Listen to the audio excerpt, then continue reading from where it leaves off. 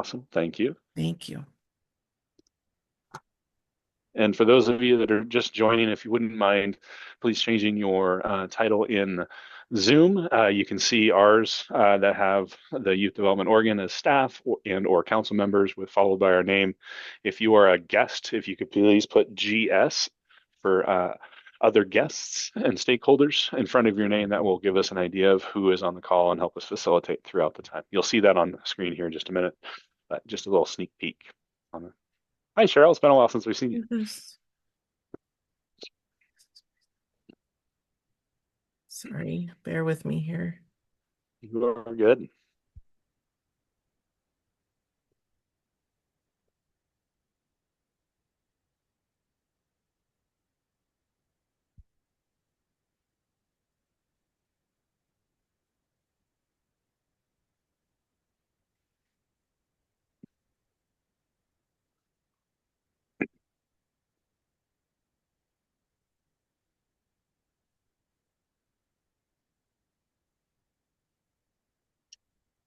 Can you see our agenda? We can. Thank you. Great. I am going with the PDF after all because the other presentation was not working. All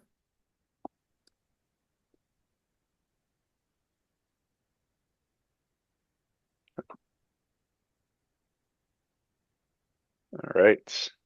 So, Melissa, are we all ready to go? I believe so. We are recording. All of the guests have been admitted, so welcome everyone. All right. Appreciate that. Thanks, Melissa, for getting us started. Yeah.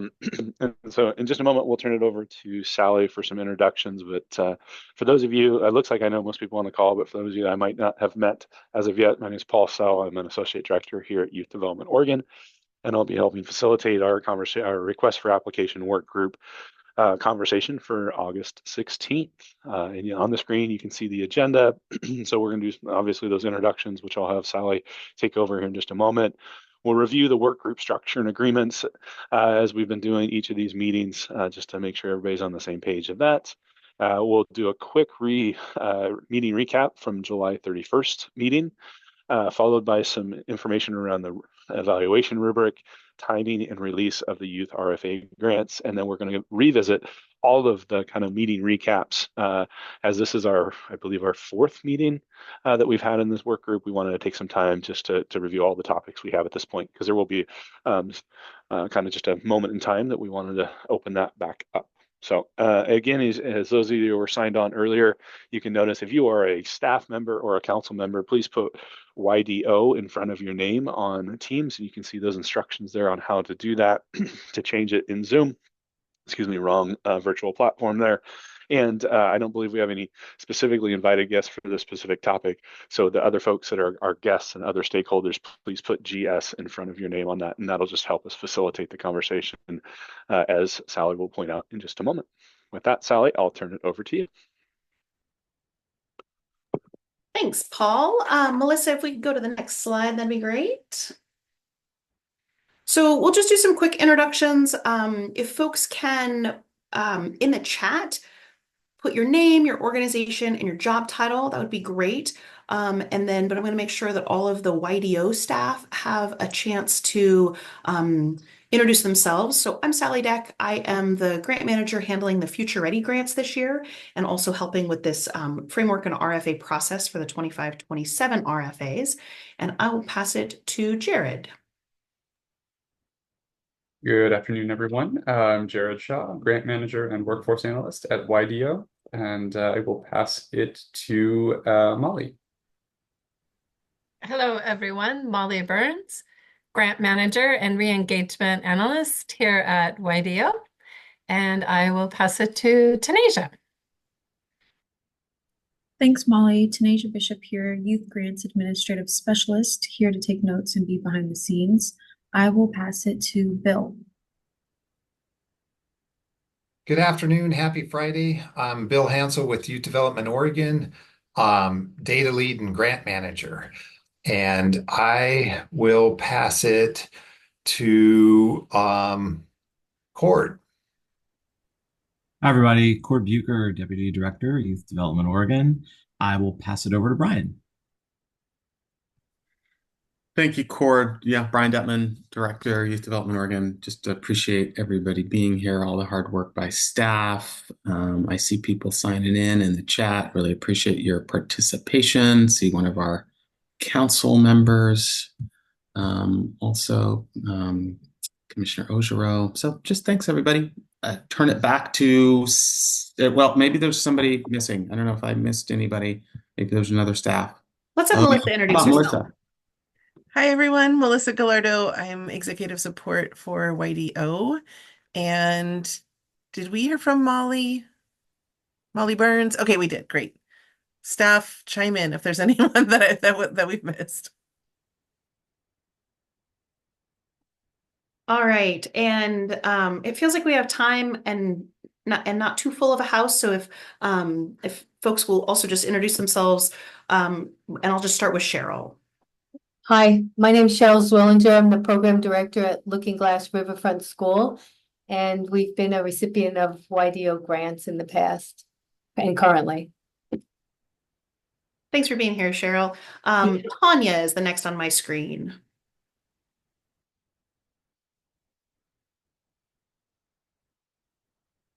But Tanya, maybe. All right, I'm going to jump to Shonda. If you could just introduce yourself, that'd be really great. So we know who is. Oh, Shonda says she doesn't have a mic. All right. And Shonda, I haven't kept track of the chat, but if you could drop your name and your organization, your title in there, that really helps folks know kind of who's in the room. Tanya. Hey, Sally, sorry, I was failing with technology, which is common. Tanya Cinco, Coquille School District. I'm the curriculum director, but I also interface quite a lot with grant and fund management. And our district, including Shanda and Tiffany Clapper, we have been the recipient of a YDD grant in the past. We didn't get one most recently, and that made us really sad. So we're here to see how we can fix that. We're glad to have you here. Thank you. Tiffany, I'll pass it to you. Tiffany Clapper, principal at Winter Lakes High School here in Coquille, and just been part of the grant in the past and trying to see again, like Tanya said, to how we can get back on board. Great. Bethany. I am Bethany Tramer. I'm the director for the Oregon Alliance of Boys and Girls Clubs, and just keep it involved. Great. Claudia. Good afternoon. My name is Claudia Cedeno. I'm with Impact Northwest. I'm a core program manager, and this is my first time actually in one of these meetings, so I'm eager to learn more about the grants and everything that is coming. Awesome. Welcome. Destiny. Hi, everybody. I'm Destiny Nyambo. I'm with Impact Northwest as the Youth and Family Assistant Director.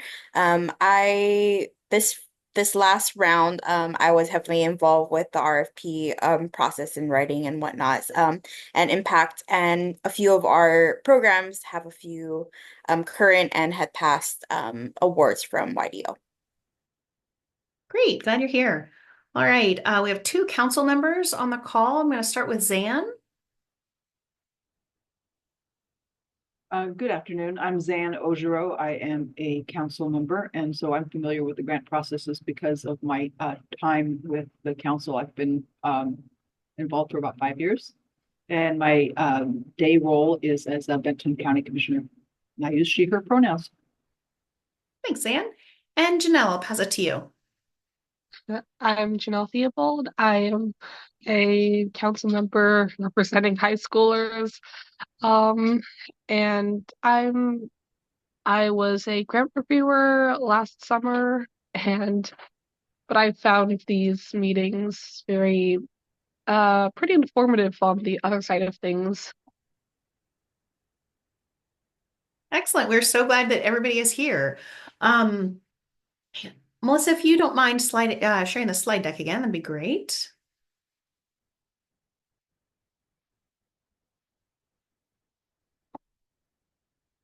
And so I'd just like to kind of talk a little bit about the structure of this work group. For those for whom this is a new meeting, this is intended as a touch point for both the Youth Development Council and also all of the other stakeholders who we know are influenced by these grants to learn about and be involved in conversations regarding the 2025-27 RFA components. These meetings are a non-binding dialogue, really, really deeply intended to move the process forward while incorporating information as we go along and also being able to stick to our planned timeline. And that our intention is to increase transparency around our funding, the scope of the grants, and also the development of the RFAs. Next slide, please.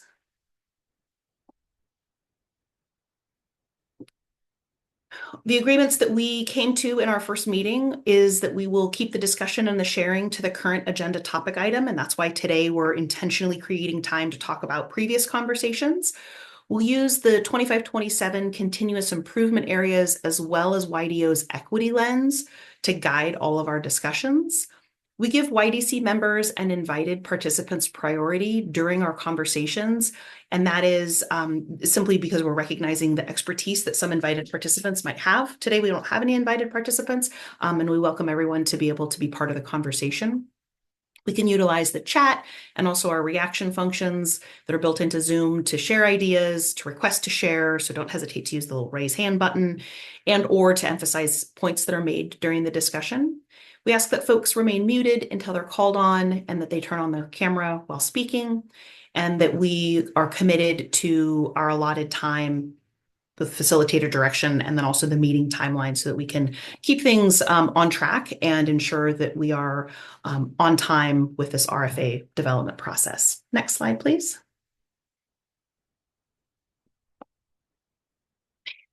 Our last meeting, just 2 weeks ago, we talked a lot about the workforce development grants. And so we're really focusing in 25-27 on prioritizing the development of youth in their transitions from school to job to a career.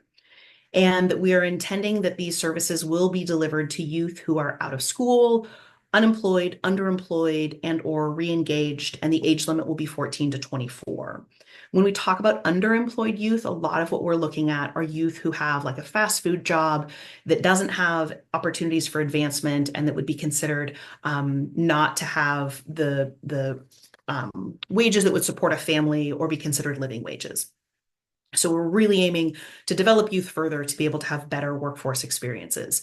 Some components that we expect of applicants for this one is that we would expect applicants for the workforce development grant to already have established connection and access to employers in the community, as well as educational services that the youth could need, and re-engagement and workforce service providers, as well as wraparound and direct support services for the youth that they serve.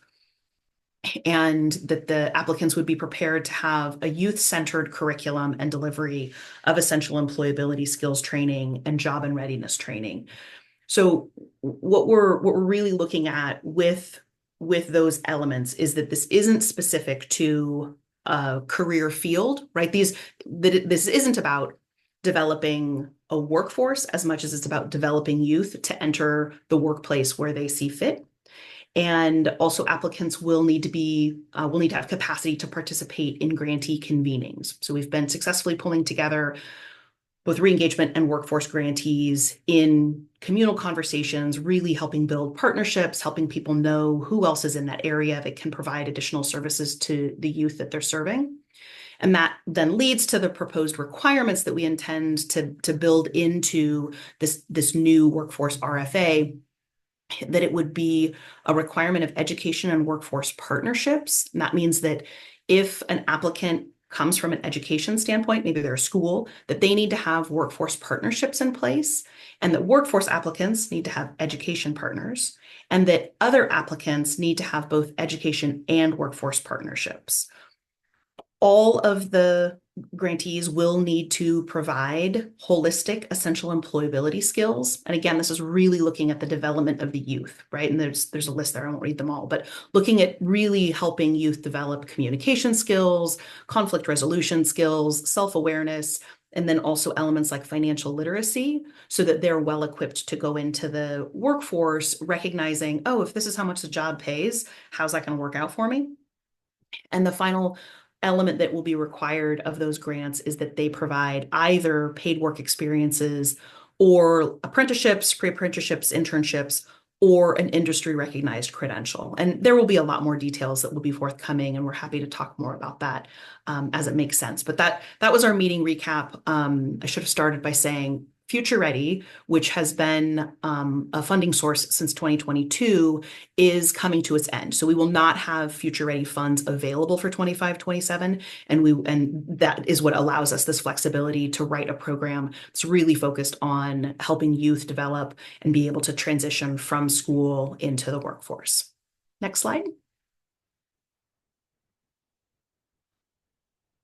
All right, Paul, I'm going to pass it to you. I'm wondering if we should pause and ask if anybody has questions. Yeah, I think I was just going to say that I think it would be helpful if we pause quickly to see if anybody has any questions. So please feel to use raise your hand function if you do have a question. And while we're waiting for that, I'd also note YDO staff, we have enough people on the call where I may not be able to see the hands. And so Sally and I will be watching for that. But if you notice that we missed something, please unmute yourselves in terms of and let us know on that. We want to make sure to do that. For those of you that are new on the call, part of the way that we'll go through the next couple sections is you'll see the blue header on the slides, and it's just kind of some general information, our proposed updates that we want to present to the group, and then we will pause at the end of each of these sections with a green header around some questions to talk about that specific topic. So I'm not seeing any questions. No, all right, perfect. All right, so this first section is actually one of a kind of a multiple part series of these work groups that we're going to bring in kind of areas of opportunities for improvement that were identified in a third-party review that was completed following our 2023-25 request for applications process. And one of the pieces that we want to use this work group for is that we want to go through those opportunities for improvement and identify what we are planning to do and the proposed updates that we're planning to do based on those opportunities for improvement that were identified. And so, like I said, there were several that were identified in that piece. So the course of the next 3 or 4 of these work groups will be bringing those forth with key elements. So today we are bringing forth one of the items around the evaluation rubric. So in that review, there was some improvement suggestions that were made in that YDO should consider using scoring categories with equal ranges and a clear criteria in the rubric. And so if you had seen that last rubric that we used, the scoring categories were not equal. And so that recommendation came forth, as well as there wasn't as much criteria defining between scores of, for example, a 6 and a 9. Those were based in that same scoring category, so there wasn't a lot of definement within that. And that's what those areas of opportunities were areas for opportunities of improvement were identified in that review. So Melissa, next slide, please. So some of the things based on that information, as well as our own internal review of the work, we are proposing updates to the evaluation rubric, which would include reviewers being provided training, which was provided, but new to this process would be including a rubric guide with some commonly asked questions and definitions of the evaluation terms. And so a lot of times we'll get questions throughout a process that we can build a bank of those commonly asked questions and provide that ahead of time before evaluation starts, as well as specifically defining what each of those terms mean, or key terms in the evaluation looks like, or in the evaluation rubric, excuse me. And then the other bullet there, you can see researching ways to encourage and or require evaluator feedback. And so this is an area that we really are wanting to spend some time researching on what that looks like. In our prior RFAs, or request for applications, we have not required an evaluator provide feedback. And so there's some balances there in terms of how an evaluator can provide that information, but also then how does that impact an evaluator's time in terms of reviewing that to provide those details. So we're looking at a few things around reviewers noting those deficiencies or areas for improvement when they review that, as well as reviewers being provided a feedback template for some of the categories that could help us define why they've identified such scores based on that rubric. And so this next slide goes a little bit further into how will you plan on updating that evaluation rubric? So as noted, they weren't equal categories, right, in the ones prior. So we're proposing to use a 10-point rubric that's divided into 5 categories. You can see that listed down below. And then those categories, you have kind of 2 levels, and this would all be defined in that rubric guide. But you have a level of completion. You have some applications that are fully complete. You have some that are mostly complete and some that are incomplete in that response. And then a evaluator would choose, was that response exemplary or very good? Is it good? So that's aligning with that mostly complete, and then those incompletes, those fair and inadequate responses. And then you can see that the equal score based on the rubric is put into that. And also note that each question in the application is going to be scored individually, and that's been a practice that we've encouraged within it. But spending some time in the reviewer training to note that this rubric would be applied for every evaluation question in that assignment. So when we think what that looks like, I did pull an excerpt of our draft rubric. So if we go to the next slide, please, you can see that it lays out, and this would be the exemplary category. So you can see that it's noted there that it's complete, and an evaluator then would have a choice. They noted that it was complete, and it is that really strong application that's exemplary. They have a score of 9 or 10 to choose from, and then that criteria is defined, and each of those underlined words would be highlighted and defined in the rubric guide that we provide rubrics during their training. So with that, I'm going to pause because I do want to note that the team that's been working on this is Bill Hansel and Jared Shaw. And so I don't know if they want to come back onto screen. I know Bill was having some audio problems on it. And then this next slide, we're just going to open it up for conversation and question, and I would refer on their expertise possibly to do it. But are there questions or thoughts? Melissa, if you want to move to the next slide, there's some guiding questions around that. And I would open up the floor on that. It looks like Tanya, am I saying that correct? I apologize if I'm not. Yes, you are. It's perfect. All right, perfect. So, do you mind coming off of, can you come up? Perfect, thank you. Appreciate that. yeah, I'll scare everyone. Oh, no worries. So my question is, and I appreciate that there's been more clarity added to the rubrics. I'm assuming then in the allowance for feedback that you are factoring in some kind of earlier deadlines so that a person would have an opportunity to respond to that feedback and like resubmit that question. And so I'm imagining that that is what you're envisioning, but could you elaborate just a little bit more about what that would look like? Absolutely. So part of the piece with the competitive process is that, and we'll actually get to the timelines a little bit here afterwards, is the RFA process will work with a release. And so we will release the RFA at a certain date and time that everybody has equal access to respond to those application questions, and it'll be open for a set amount of time. And once we hit that close date, we are not allowed to reopen the applications, but that's also when the evaluation process starts. And so then that feedback that we're requesting the reviewers or the evaluators to provide would be post evaluation of the application and could be provided following the awarding process within that. And I want to pause to make sure I answered that correctly. So Sally, or others, did I answer the question too? Yeah, and Tanya, to your point, we offer technical assistance and RFA kind of info sessions and opportunities for you to ask questions before the RFA opens. There are some strict rules that we have to follow around communication back and forth with applicants, just to maintain fairness and equity for everyone who's applied. And the feedback that we've regularly gotten is from folks who weren't awarded that they want to know why they weren't awarded. They want to know why the reviewer gave them the score they gave. So this is what we're trying to balance, that reviewers would be encouraged or maybe even required to provide feedback for a score. And also then recognizing that we had over 400 applications last time, and and so then the burden on reviewers is real. Like, we really deeply appreciate everyone who reviews, and I'll make this the first pitch, I think, of the 25-27 RFA review process. We encourage you all to participate as reviewers, and you all are able to review for a grant that you haven't applied for.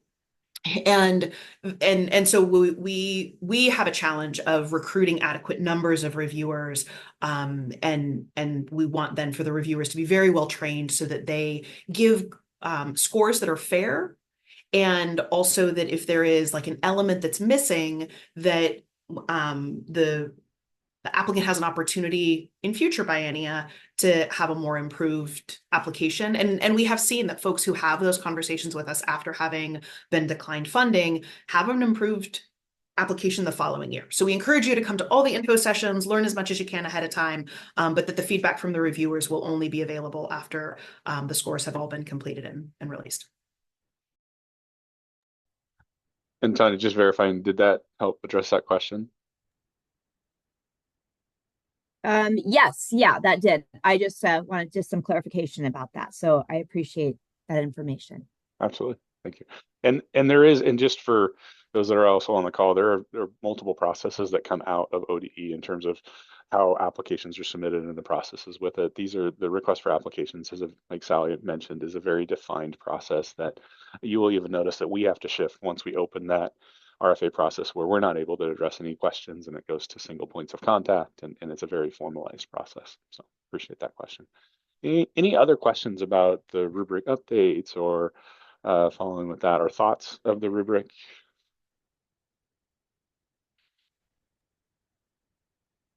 I see While we're Tanya's hand, but is that from earlier? Sorry, just checking. Oh, yeah, thank you. Uh-huh.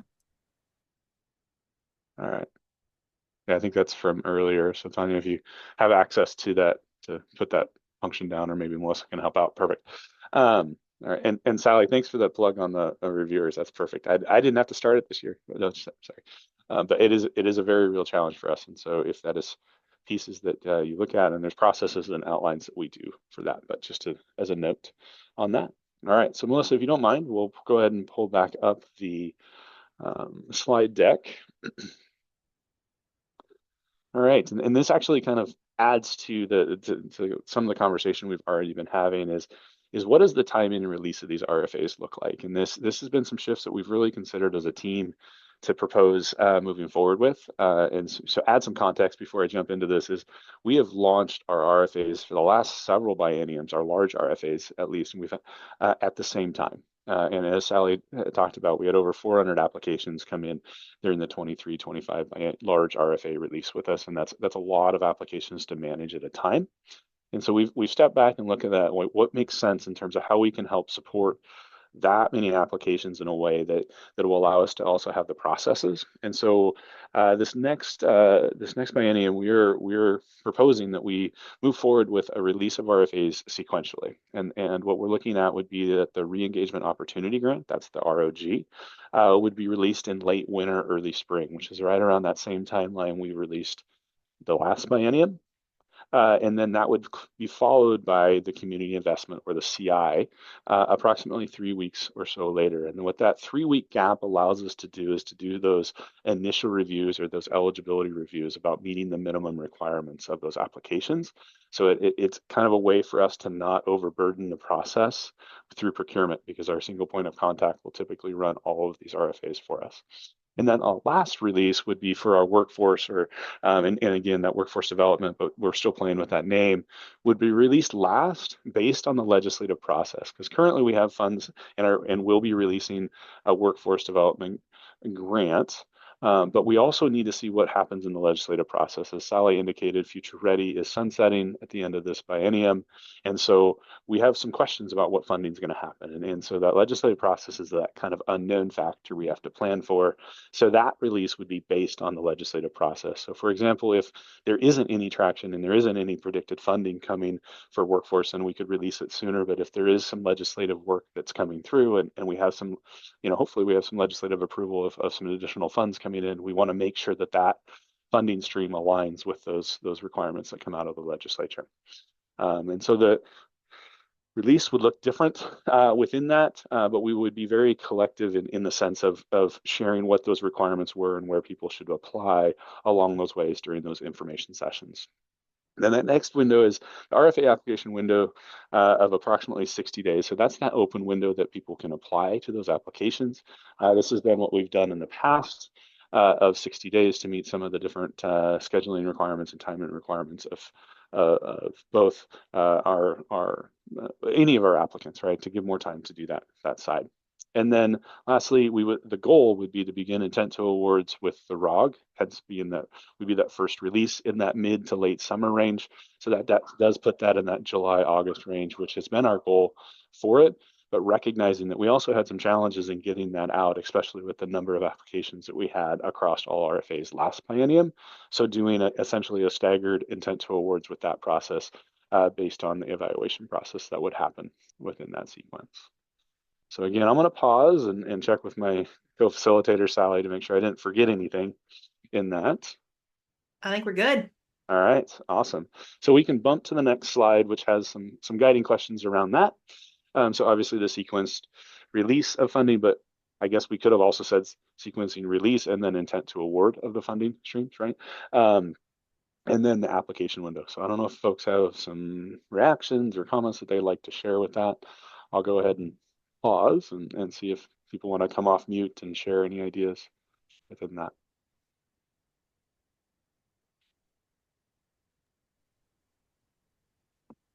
Hey, Paul, this is Cord. I actually have a question that I'll ask because it might be a question that's helpful for folks to hear the answer for, which is even if the timing of RFAs is staggered so that not all of the awards are made at the same time, is the intention that the grants would be 2-year grants, even if they are starting at different points, that there would be some way that the agreements would last for 2 years to give folks that full period of time for use of the funds? Thank you for that question. So yes, the intent will be that it meets that biennial grant, which for the 2025-27 would be July 1 of 2025 is when these funds would typically start, and they would run through the end of June 30, 2027. So thanks for that clarifying question on that, Cord. To add a little bit to it, and Zan, I saw you unmute, so I want to come back to you here in just a minute if you had a question. But also I'd add is that part of our information session in this planning, the sequencing of release, is we would want to provide guidance for our applicants to say, this is where you want to apply, right? So if you are a re-engagement, we'd provide some very detailed information of why you would apply for that as opposed to the community investment, as opposed to the workforce, right? So that we want to help through that information session. So these RFAs and the general information would be pretty much ready to go outside of the legislative process when we launch that first RFA. So you could choose what ones made the most sense for you to apply. We don't want to have people just applying because they feel like they have to, of course. So hopefully people would ask us questions and clarify with that.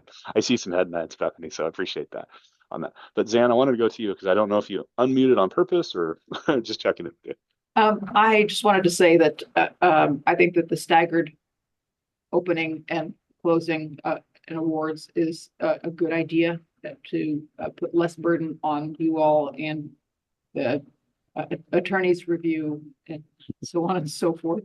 But I do have a follow-up question to Cord's, and that is if those grant award notices and agreements go out in a staggered way, will grantees be able to pick up expenses that date back to July 1st? So that's a great question. And so in our past RFAs, and I'm gonna have to answer it kind of, I'm not trying to avoid the question, but I have to answer it because I don't know the technical answer for this next biennium. But in our past RFAs, we have managed to be able to have it bill back to that start date. There is some challenge sometimes in terms of services and not demonstrating insurance prior to those dates. And so that is a piece that we need to work with procurement on where that is. And one of the things that we've had as a grants team that I think was a big kind of a movement for us is that first quarter billing is a really important time. So we've always said intent to awards is this important time, but we also recognize that first quarter, which is the end of September, is really that important time. So we'd have a goal of having that stuff in place so that people could bill during that first quarter at that time. So sorry, Zan, I don't have the exact answer because there might be some policy that we have to work around that, but did that answer your question? Yes, I know, especially for anyone that is a program that's linked to the academic year, it's just an important piece of information in order to be set up and ready. Absolutely on that. Bethany, I wanted to check in with you because I saw you make a couple reactions, so just checking in with you.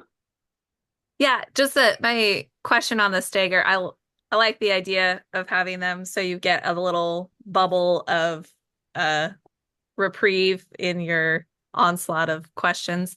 But just that you mentioned because the structure of these is kind of shifting, that information about which grants you should apply for is available at the first opening, I guess, so that you're not thinking, oh, I really thought we were going to wait for workforce, but maybe we should have done re-engagement and then halfway through the process and kind of missed. So that was my question, which seemed like you're saying, yes, there will be clarity on which each of those buckets address at the start so people can determine.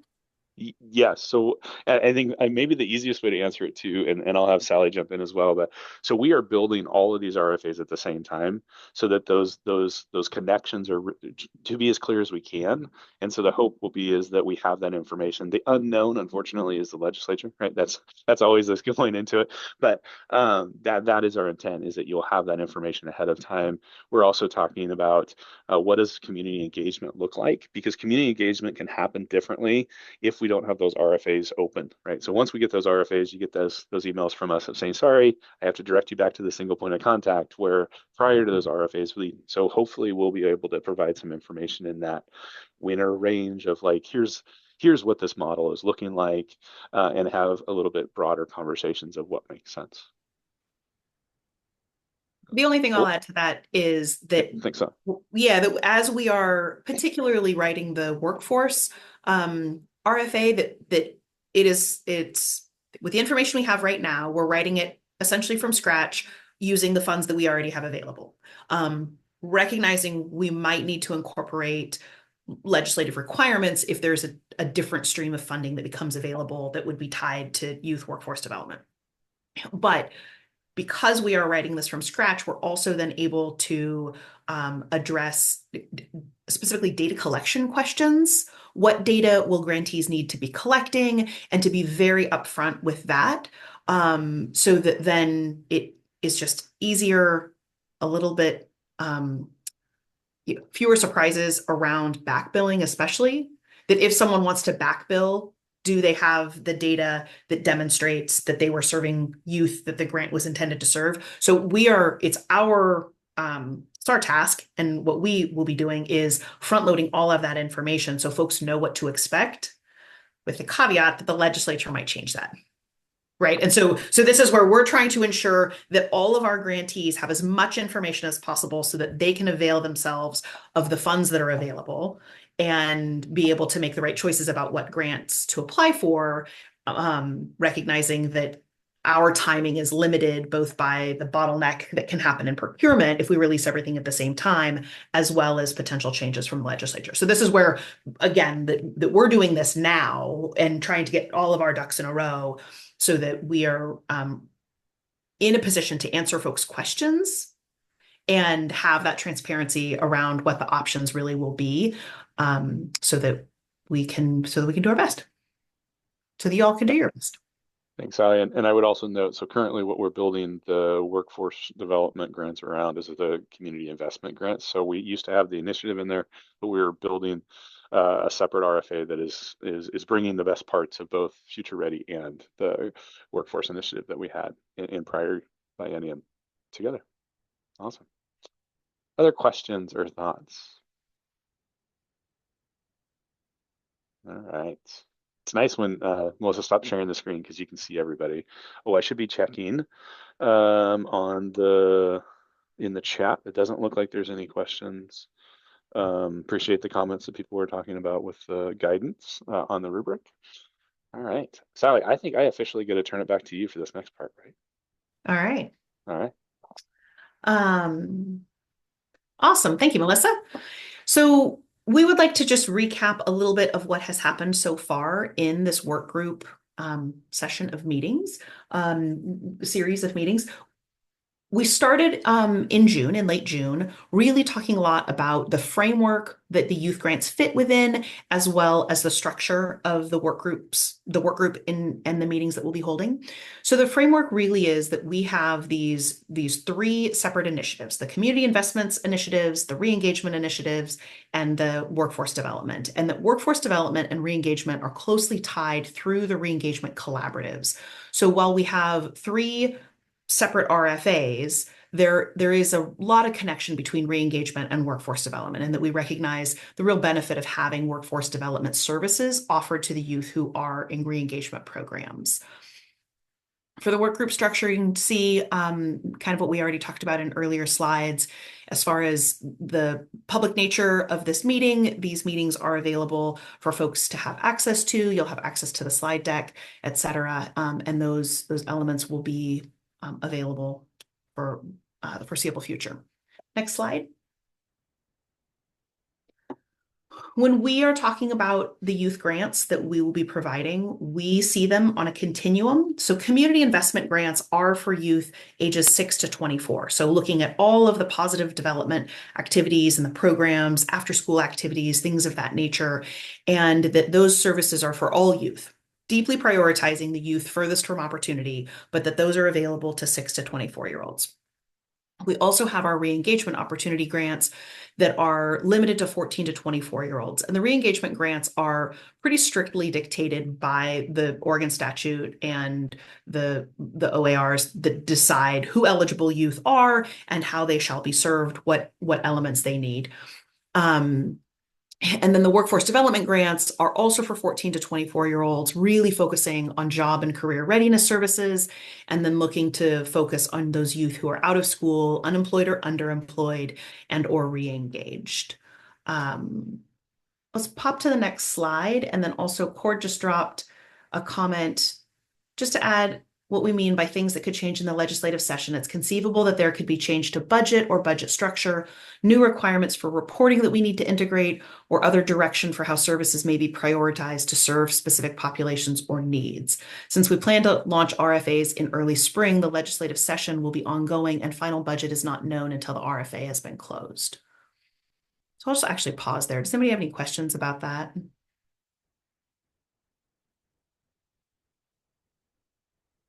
All right, seeing none, I'll just carry on. About a month ago, in this work group, we talked specifically about the re-engagement grants and the community investment grants and just the updates that we see as improving the quality of the work that is provided to the youth that we aim to serve. So we have some updates under consideration for re-engagement, specifically requiring 2 letters of reference or support, and that all programs would provide re-engagement services through high school completion, as well as outreach, everybody having an outreach services plan for out-of-school youth. And that's really looking at better outreach and engagement of those who are not already through the door. So not just serving the youth who've made it into your space on their own, but being able to do successful outreach to those who haven't yet walked through the doors. And then also deepening the education and workforce partnerships. And again, this is because we've really seen the benefit of workforce programming for our re-engaged youth, that when they understand that the education they are completing is tied to work that they're excited about in the future, that is a very incentivizing and intrinsically motivating way for them to stay engaged, go through high school completion, and then be in a successful place to join the workforce and have the skills that they need in order to succeed there. Also, we are looking to simplify the re-engagement RFA by removing the tier 2 requirements that were separate. For the community investment grants, the updates that we're looking at are, again, moving all of the workforce development activities to a separate workforce RFA. Also discontinuing the use of initiatives, so the promise grants, solutions grants, youth violence and gang prevention grants. And then instead of those initiatives being named like that, requiring all applicants to identify the services that they provide as part of their application, and essentially like a checkbox. We provide these services, but not those services. And that would then define the area within community investment that they would be eligible for a grant. Also, we're looking at using reporting capacity and receipt of prior YDO funds and some other defined factors to determine possible funding amounts. And really, this is about creating equity for small organizations and those who haven't previously been funded, while also recognizing the ongoing good work of those who have been funded a number of times by YDO. Any questions on that slide?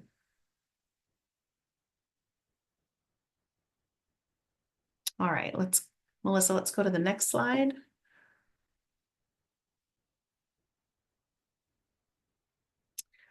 So this is a duplicate of the slide that I think I already talked about as far as, and yeah, actually, Melissa, go ahead and pop back to just for a second. For those who are going to watch the recording later or who just flip through the slide deck, the reason that we had the workforce development grant separate from the conversation about re-engagement and community investment is because pretty small changes and updates are being done to re-engagement and community investment.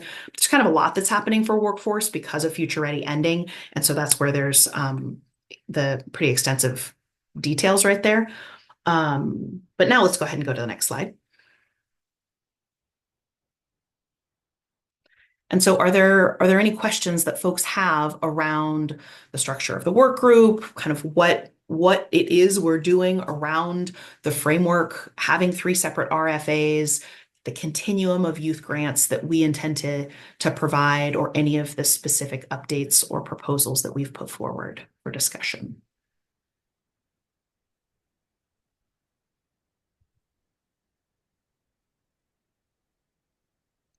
All right. We'll still continue to accept those questions and thoughts. I'm looking in the chat. Thanks, Melissa, for putting those into the chat. So one of the things that we really wanted to do, and when Sally and I were creating this slide deck, was to take time to look back on what we've done thus far, because this is a bit of a shift in our work group where we're going to now have to transition to some really other topics that are globally that can affect across all of these RFAs. And so we'll be beginning to look at the funding limits and eligibilities of what that looks like. So Sally had referenced, of your reporting capacity and all of those elements, what that looks like. And so we'll be diving deeper into that, as well as the evaluation process and the protest and appeals process. And continuing to do similar what we've done, but we wanted to hit pause because we will be shifting from the kind of the individual RFAs to more of those global processes as we move forward, because a lot of that stuff is connected along the lines with that. So appreciate Sally doing a quick recap, and hopefully for those that are new, they kind of can see where we've come. I think we've come a long ways in this process, but I want to pause and see if anybody has questions or thoughts or Bethany just put an excellent question in the chat.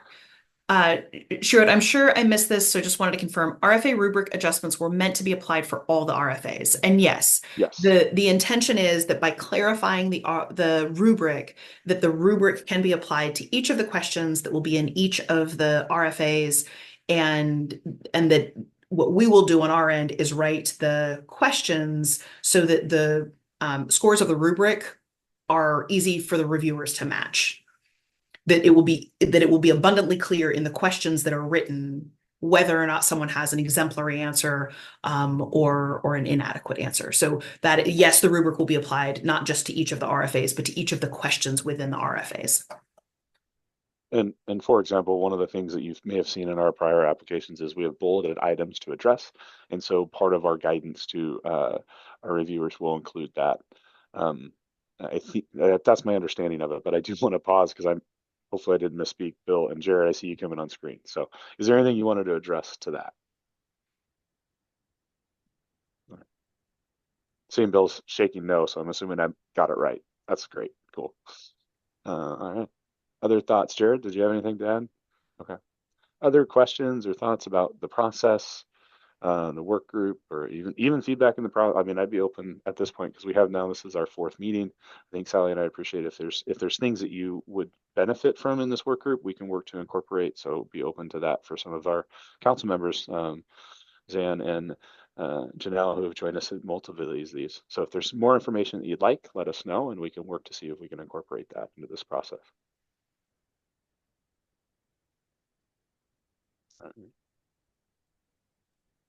Will there be a discussion about what the grant reviewer training will be like, and what the recruitment process is, and how the proposals will be allocated across reviewers? That's a great question.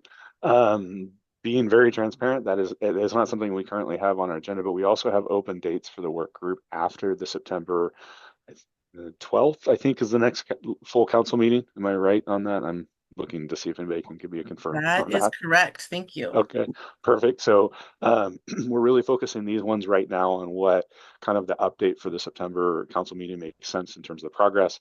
I think that's something that we want to bring back for discussion, and I want to work with the folks that are working on that to see what that could look like, because I think that's a good question for sure.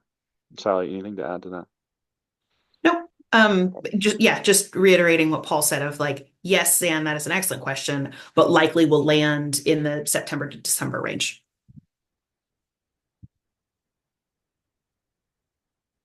Other questions or thoughts? Well, it sounds like you're putting, I mean, even more things to do on the reviewers, like giving feedback not only on the applicants, but also like the rubrics themselves. Like, I know, do you have any like plans to, I don't know, get more reviewers so you can like have fewer applications per reviewer? Or... That's a great question, Janelle. And so one of the things that we've been talking about as a team is that we're hopeful, or maybe optimistic, that having that sequenced launch of the RFAs can also help, because it's going to allow additional time. Because when we did the 400 applications, we had a very small window. I think it was a month. That if you were on vacation for 2 weeks, a lot of people were like, I can't take on that task. And so hopefully we can actually have more reviewers. My hope is we can have more reviewers across that range, because we'll have a broader age range. And we're also looking at ways to shift how reviewers are assigned, which will be in a future work group. And so that is an element within that. I think from my perspective, I'm typically the one that on a lot of the recruitment of reviewers is the amount of time a reviewer spends is a very important factor that we want to really honor and be aware of. And so, I think that's some of the feedback going back to that reviewer training and that information, I think would be an important topic to bring back to this work group at a little bit later time, because it's not as pressing, because we can work on that while RFAs are open. But I think that's a very good point for it. I don't know if any other staff have comments or questions to add to that side. I would say right now, I think the estimate, and again, we have a few folks that maybe have reviewed, is typically 6 to 8 hours is about the time commitment that our volunteer reviewers are committing to this process, give or take. Obviously it's a window in terms of reading that, and the range of reviews were I think 11 to about 16 applications that each reviewer reviewed on an online platform. Bill, did you have anything to add? Yeah.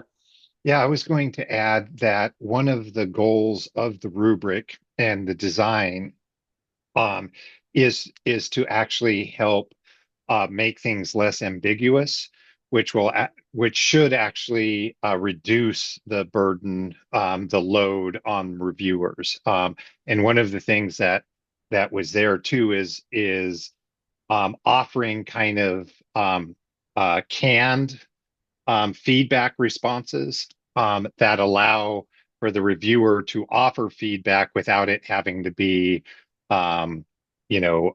crafted like every reviewer crafts their own unique feedback, which would also be allowable, but also kind of some guidance around kind of a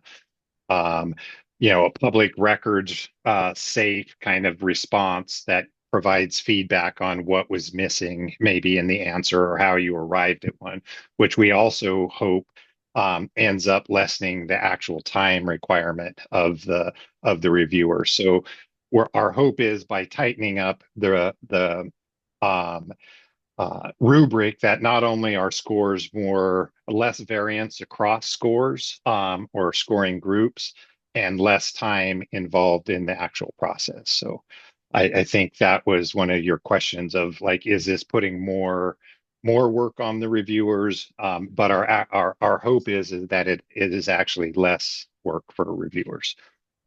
That's a great point, Bill. And I think just to add just a little bit of that, I think if the investment of a little bit more training time and specifics on that training, I think hopefully can also help reviewers feel more comfortable going into it. So those comments that are generated, I don't know if people have seen report cards. A lot of times report cards have very standard comments in terms of associated with it. So the thing is that it can speed up that, so you don't have to be as you don't have to create new things every time you do a reviewer piece. Other questions? Thoughts? Hi, Bethany. I see you come off, so I'm assuming. I do. It's a semi-related and probably not going to answer today kind of question. It was in a summit yesterday. Brian was there. One of the topics was trying to align metrics for funding that supports after school and summer, which includes several grant categories within youth development. And so I was just thinking ahead, since YDO has been in those conversations, is that already part of this update to like the community investments RFA, that there is any potential that some of those data points would align with potentially new? So that might fall into the court's response on things that might change during legislative session. But if it does change, is that already being worked on with YDO team and others? Yeah, I think that's a very good question. I appreciate how you preface that. If that's to be frank, I think we're going to have to do some research on it. And Brian and I haven't even had a chance to connect yet since that the conference yesterday, or what was it? It was the summit, right? It wasn't a conference, it was a summit, right? But I think that when we're looking at data, and Bill, I don't want to put you on the spot, but I know Bill is our data lead, that will be specifically looking at what the data points look like and what makes sense. And I think some of the things that we need to wrestle with is how do we address that summer learning opportunity and that element that is a topic for us to continue to engage with. Right. And I know I'm not giving you an answer on that side, but I think it is an important piece that you bring to the table that we need to look at closer. And then maybe in the information session specifically address it a little bit clearer. Right. And what that looks like, to be honest, I'm not totally sure. But it'll be some work that I think we need to do. Bill, I'll turn it over to you. Thank you, and appreciate the question. And that is pretty much part of an ongoing process every biennium, where we look to align our data points and data collections. Most of it is already aligned with ODE data in terms of asking for things that align, is not outside of the realm of what ODE already collects, basically. And so anybody familiar with ODE reporting would also have, the data points familiar. What exactly those are, as Paul is saying, is yet to be determined, but we will definitely be looking to align both, even across our own RFAs, aligning our data points to the extent, workforce as with its new DBA, doing business as, I forgot what exactly the proposal is, but job readiness, whatever the name is, we'll have some unique data points that don't apply to after school learning programs or summer learning. Say, re-engagement will have unique data points that are specific to re-engagement that don't necessarily apply. But there is a lot of crossover in terms of, like, say, the demographic information, and those will be aligned.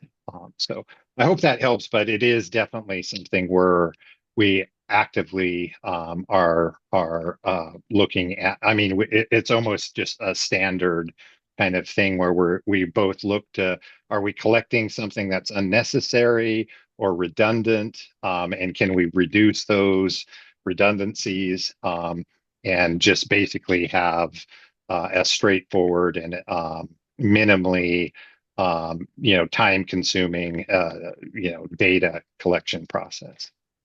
And I think just to add a little bit to that is Bill and I have been having conversations of what data points can we put into the RFA so that people really know. I mean, we do with the general demographic information, but can as many specifics as we can knowing that things can adjust as we move things forward, right? Oh, that data report, but that is a piece that we are trying to see how we can clarify that in more detail. Now, especially now that we've done these data sets very similar over the past, I'd say 2 to 3 biennium, and getting more consistent with that. Thanks, Bill, for that. Bethany, I know we didn't fully answer the question, but we gave you a lot of information. Does that help? Yes, it's helpful. And I think just one of the points that would be nice to consider is thinking of, categories. So you mentioned like workforce might have its own specific, but there really could be a lot of crossover in, the types of activities or the impact that was seen that was not specific with re-engagement, completing classes, but was more like youth demonstrated this kind of skill or this right sense of belonging or a curiosity, or so those softer categories that might come into play, which would be, really hard to require types of demonstration, but the other like well-rounded piece, I'm just wondering if that's part of the conversation still. So, Sally?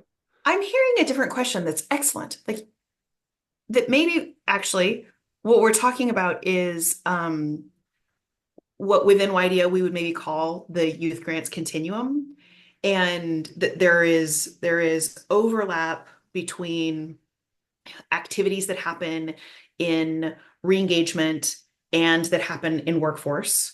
There are overlaps of what happens in re-engagement and what happens in some of the community investment grants.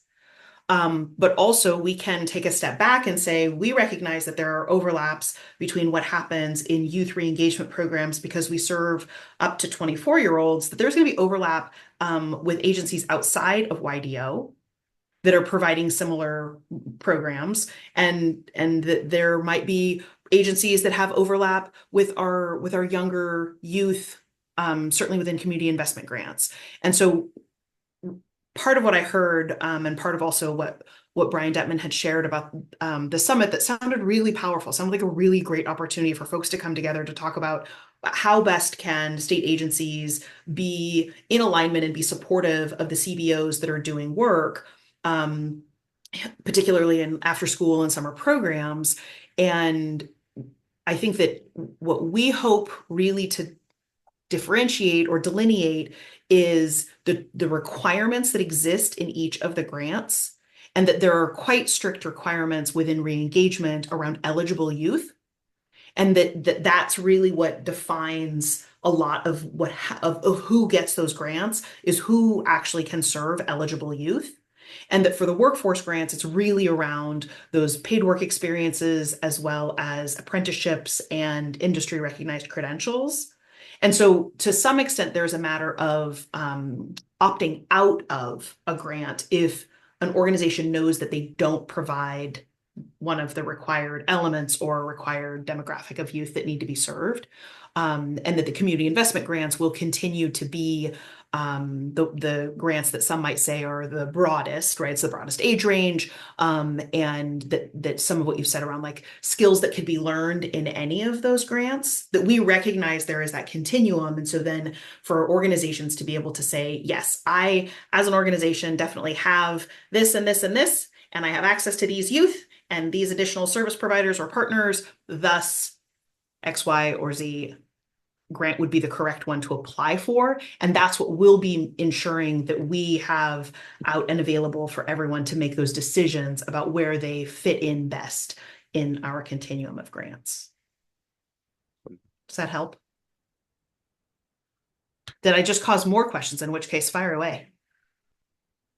I think it was a really good information. It does make me ask another question or comment, that I think the piece of demonstrating impact, knowing that there is crossover. So like all of these grants are helping youth be more successful in their student and work readiness, right? So like what does that mean when they've demonstrated that they're more successful. So re-engagement, they're having completion, workforce, they're having those credentials. Is there another thread that you say we see this significant impact across all of our grants as part of your portfolio? So that I guess is there more general statements that can be made about all three? Was the possibility? Is that a possibility? There's a comment over here. Oh, is there a comment in chat? And Brian, I saw you come off, so I want to make sure I give space if you had a thought. Maybe I have thoughts, but I don't know if they're answers. I think I was affirming some of the things that I was hearing in our responses from Sally and others. I think that's, Bethany, there's some opportunity for us to reflect on this question maybe, and I don't know that we have like a straight answer right now. Yeah, I'll kind of leave it there. I think some of the work that's happening in our strategic planning work group, I think will help and just the plan itself will help illuminate perhaps kind of what we see as impacts, but I'll just leave it there. I think some work for us to do, and rather than trying to come up with an answer on the spot, I think we appreciate the time to kind of reflect a little bit, come back. Appreciate that, Brian. Bethany, sorry, go ahead.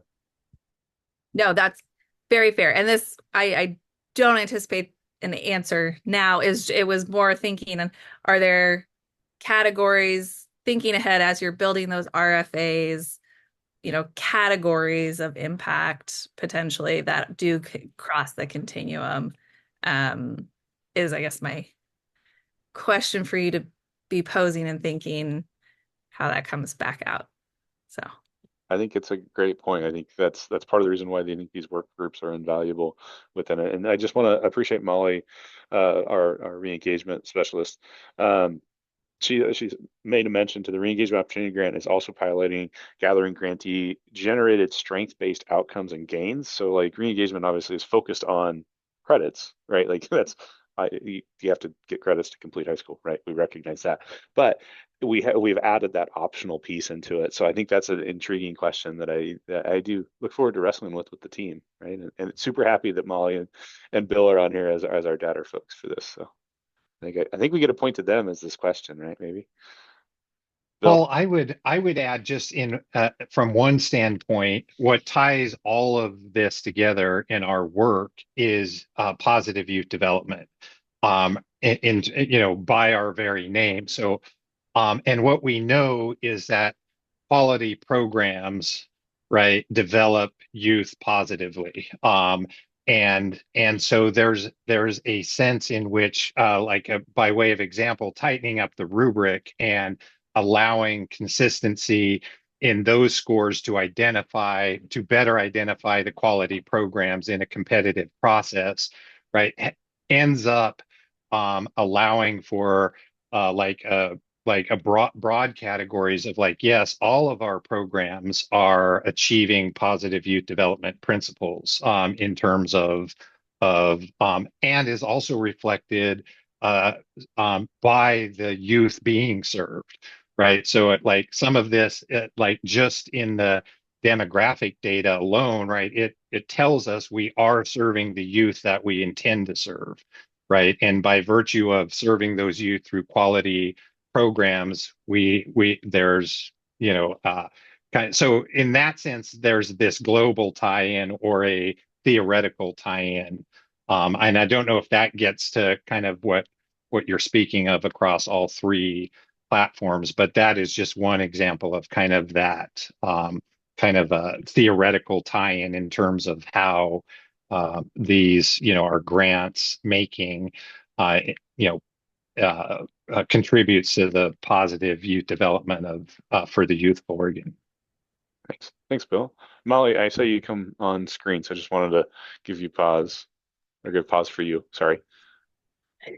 Just if there were any questions, but we are piloting listening to the grantees in terms of what they're identifying as gains and successes that they're seeing in youth, such as certain kinds of goal setting, improvements to health and well-being, having somebody who can cheer for them, and really being able to identify that person.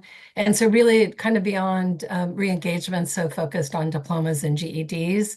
And so we're just gathering that information and then kind of for those who optionally provided that information, we can kind of take a look and see, at least in that re-engagement area, more globally, that positive youth development and all the fantastic work that our grantees are doing with youth as they're working with them.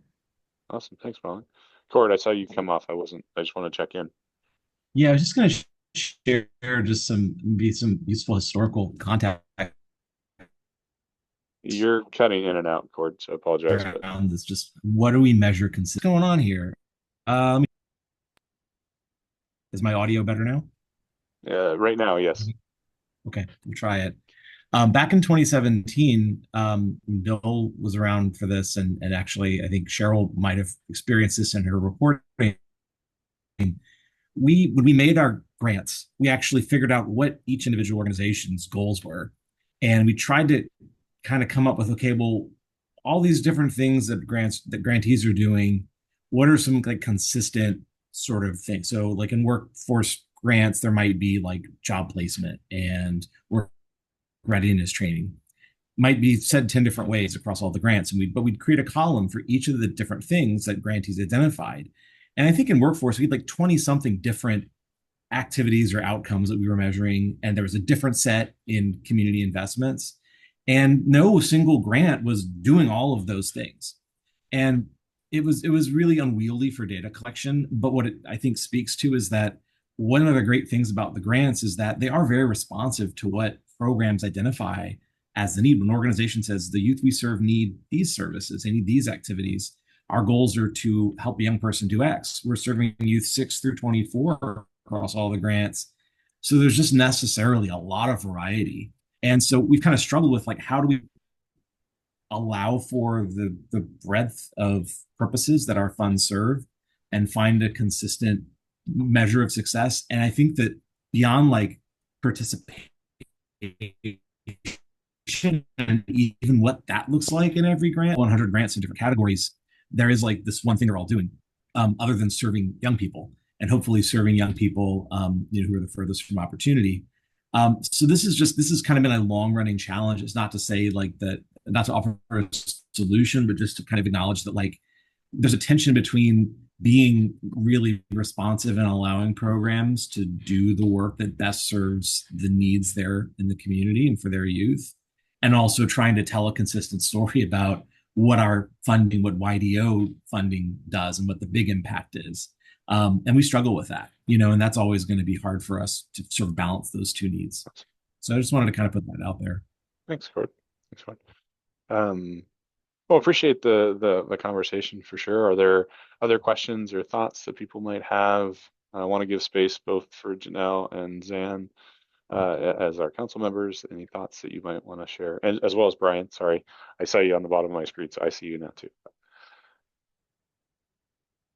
Looks like Zan's looking for the unmute button. Trying to get my mouse to work. I think this is a great discussion and a very worthwhile one. I hear what Sally is and Ford were saying in terms of the fact that grantees really do tailor their programs to what their community needs, and it's difficult to find some of the common themes, but it's probably worthwhile to try to do it.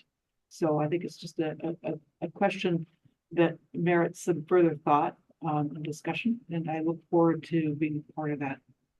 Awesome. All right, perfect. All right.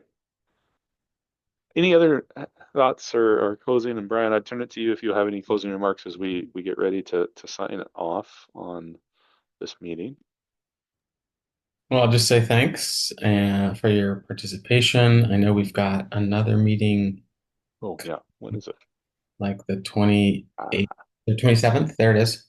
And then one in it feels like probably not more than a week or two later on September 6th, if I'm not mistaken. So more to come. Thanks, Paul. Thanks, Sally, kind of as our primary facilitators. Thanks, I think Melissa and Tanisha have been kind of keeping things moving in the background as well around the slide deck and just all the technical stuff. So to be continued in late August. Thank you, Brian. And I will note, I just saw a typo. So I saw maybe people looking, I looked at my calendar if you saw me look. Tuesday is the 27th. So Tuesday, August 27th is the next meeting. I was like, we didn't do 2 Fridays in a row, I didn't think, especially for Labor Day. But so Tuesday, August 27th. And Melissa, can you please confirm that that is 12 to 1:30? I am looking at it right now on my calendar too. It is 12 to 1:30 on Tuesday, August 27th. Thank you, Paul. No, we're a typo in the last slide that we present. Oops, sorry about that. Yeah, I don't know. Yeah, I agree. So I'm just shaking my head. Yeah, I agree. So apologize for that. Yeah. Again, that's How many times did Paul and I look at the slide deck? Not quite enough. It appears. I just dropped our email addresses, which is the other typo that belongs in that final slide. Is it? If you have any questions, if you would like to contact us further, if you have additional comments that come to you after we conclude this meeting, please don't hesitate to be in touch with us. And we invite everybody to this work group, just all of the meetings, and really, really appreciate the opportunity to have a conversation, for ideas to be aired. And we really appreciate when folks give us things that we get to think about and chew on and improve the grants. So thank you all. Thank you all. And again, Bethany, yes, I appreciate the unanswerable questions. That was it was a great conversation that we will move forward with for sure in terms of more conversation. All right. With that, we can go ahead and officially adjourn, right? Yes.